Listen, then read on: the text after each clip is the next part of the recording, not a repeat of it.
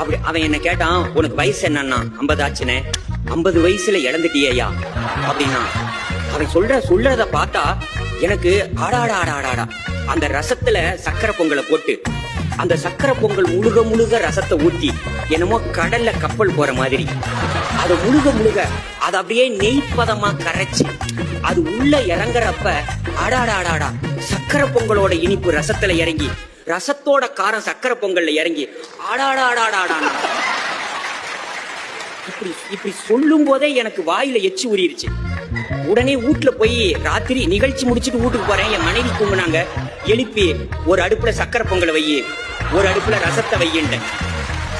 ஏன் நல்லா தானே வீட்டை விட்டு வெளியே போனேன், இப்போ உனக்கு என்னாச்சு? 1 மணிக்கு வந்து ரசம் வையி சக்கரை பொங்க வையுங்கிற, ஏன் இப்படி வீட்டுல பொங்க வைக்கிற 1 மணிக்கு?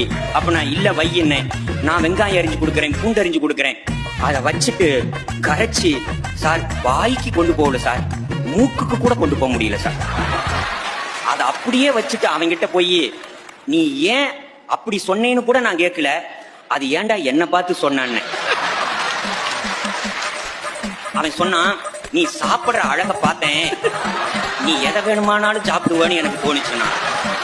சார் இன்னைக்கு நான் சொல்றேன் சார், என் சகோதரி கல்யாணம்னு சொன்னீங்கல்ல, மனசுல இருந்து சொல்றேமா. இந்த சக்கரை பொங்கலுக்கு ரசம் ஊற்றி சாப்பிட்டா நல்லா இருக்கும்னு சொன்னவனும் கல்யாணம் பண்ணி நல்லா இருப்பேன்னு சொன்னவனும் 2 பேரும் ஒண்ணுதான் சார். அவன் நல்லா இருந்தெல்லாம் சொல்லல, நமக்கு ஒருத்தன் சொன்னா நாம சீப்படுறோம், நாம ஒரு 4 பேத்துக்கு சொல்லுவோமே அப்படின்னு தான் சார் சொல்றான். இப்ப நான் சொல்றேன், கல்யாணம் ஆகும்போது எல்லாருமே சொல்லுவான் சார், போக போக சரியா போயிடும்னா. ஆனா எவ்வளவு தூரம் போகணும்னு எவனுமே சொல்லல.